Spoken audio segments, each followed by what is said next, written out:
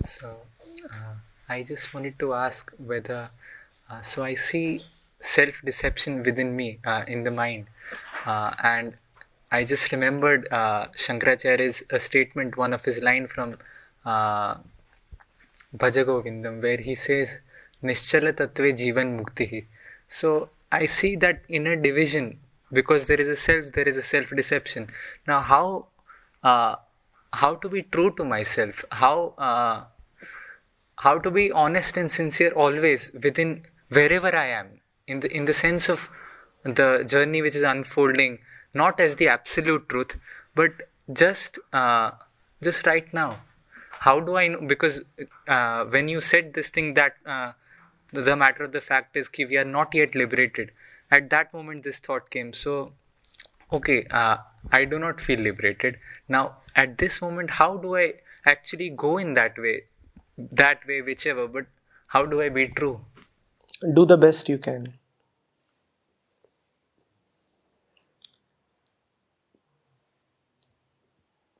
This question is coming from a point of limitation. This question assumes choices. And we cannot force the one who is seeing choices to admit choicelessness. From the point where you are asking this question, you are obviously seeing a lot of choices, and therefore you are asking, how do I do this and how do I be honest? So as long as you are seeing choices, go for the best choice. What is the best choice? That which according to your own best judgment is the best choice. That appears simple but is not. Most often we do not even have the integrity to do what is even relatively best. The absolutely best is obviously beyond our grasp. But even that which is relatively best in our own personal estimate is often left unattempted by us. Because we fail to muster the courage. Because we fail to be true to ourselves, knowing fully well that of the limited options available to you, X happens to be the best option. You still do not choose X. Is that not the story of our lives? And I'm not saying that X is the absolutely best option. The absolutely best is hardly an option.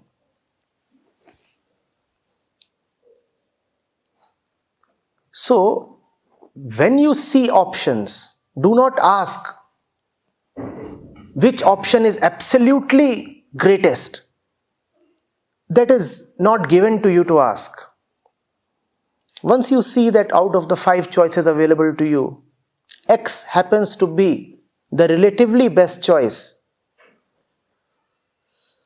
throw yourself totally into it. Throw yourselves totally into X. Back X fully. Forget the remaining 4.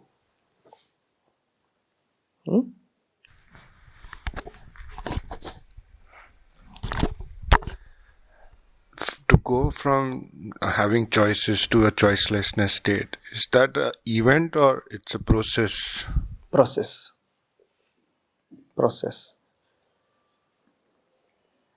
We are people of time, and in time there are processes.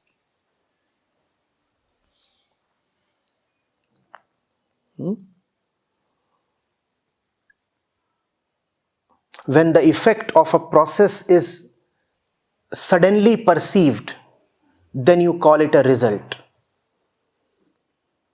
A result is just a deception of perception. Results don't really exist.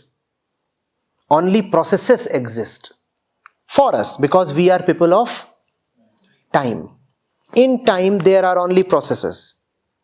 In the process, coexists the result. But given our limited senses, we cannot see the result as coexistent with the process.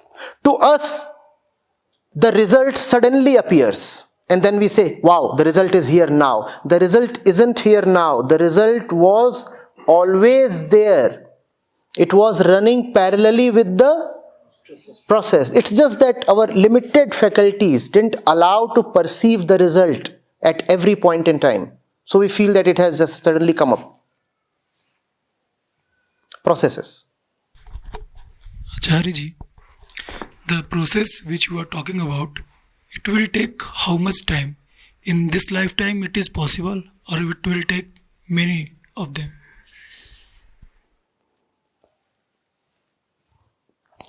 It depends on your scale of time. Time is highly personal, you see. So which time are you talking of?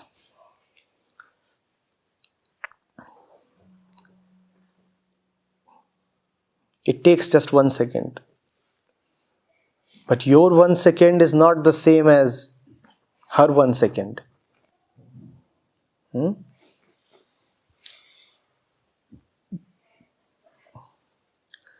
By the clock, a second is a second. Internally, a second can be a century.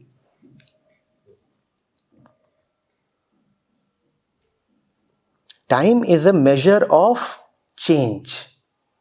Things change, time moves. If you allow things to change rapidly, things just happen. If you allow things to remain arrested, they don't happen. You are absolving yourself clear of all responsibilities. Your question is pretending as if you have no role in your liberation. As if liberation is a process independent of you. You are asking how much time will liberation take? It's almost like asking at what temperature would water boil?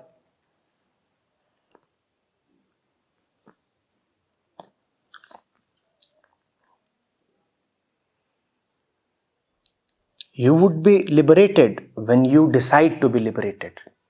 It's not like the boiling point of water, which is fixed and absolute.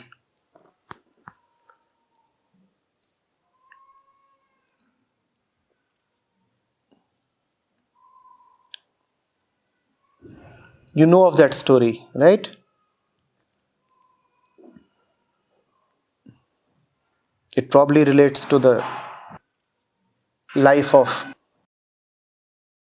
In one of Acharya in one of your sessions, you talked about how we should walk on the path of intelligence rather than walking on the path of memory. But isn't our intelligence limited by and dependent on memory? So my question is, how can we be more than our history, not limited by it? the intelligence that I would have probably talked of in that excerpt or article is not knowledge. Knowledge depends on history and memory and exposure and experience. And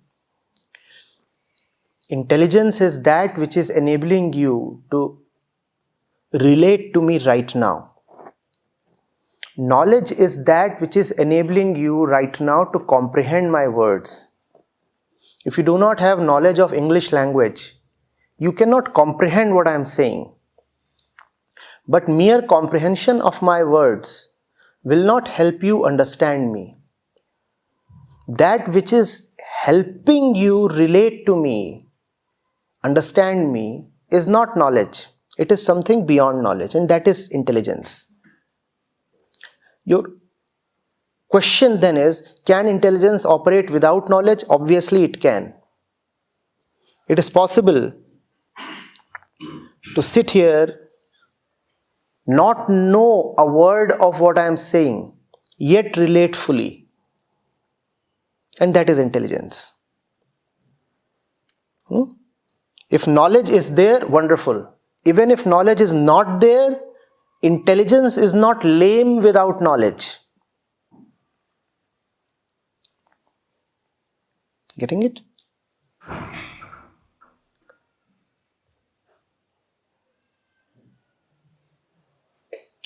So it relates to the life of Swami Ram when he was on one of his overseas tours. I'm not very sure about that though.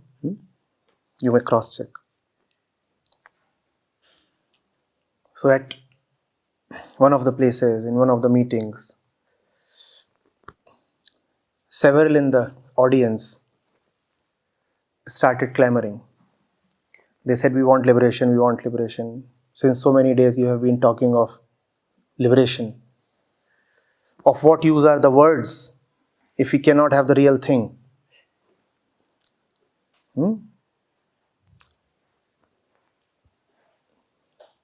Tell us how we can have liberation, and we want it quickly. So the speaker kept listening, and the audience remained restive. And then after a point he said, fine, settle down all of you.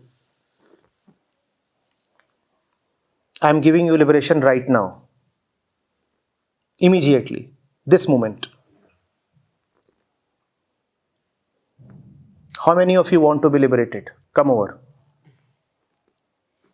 And there was conviction and sureness in his words. And you'd have guessed it. How many came forward? Nobody. Acharya ji, if we are Aham Brahmasmi, then why we need liberation? You are not Brahma.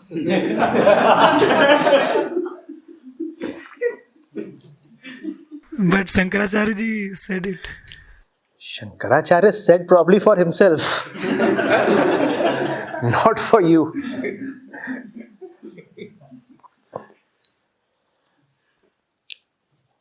Brahm is the highest potentiality of Aham. Brahm is the highest potentiality of Aham. Brahm meaning totality. Aham is the ego.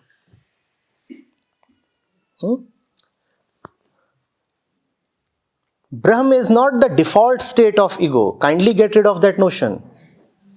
Look at your ego and look at how it operates. You really want to claim that you are Brahm? Seriously? Looking at all the activities of the Aham throughout the day, you still want to say Aham Brahmasmi? Aham Brahmasmi is something that should be uttered only by the rarest, most refined and realized ones. The common man, if he starts uttering Aham Brahmasmi, just fuels his ego. The common layman ego is now pretending to be something beyond itself. The ego that is always ambitious is now laying its hands even upon Brahma.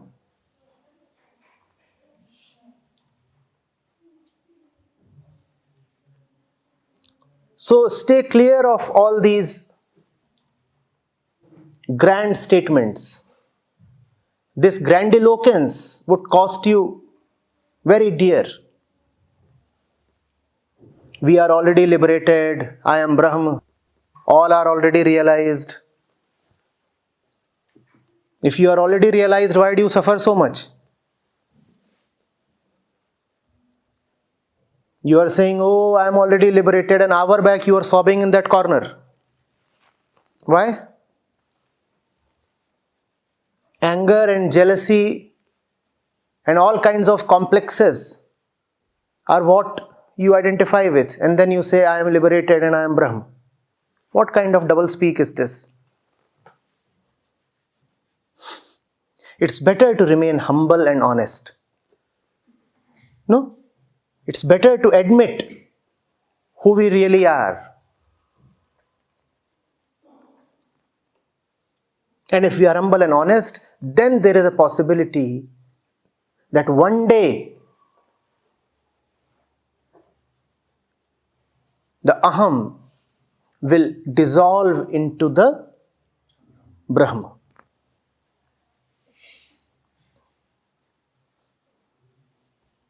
It is not exactly so, but approximately you may say aham is a journey whose destination is Brahman. If the journeying one assumes and claims that he is already at the destination, then he will never reach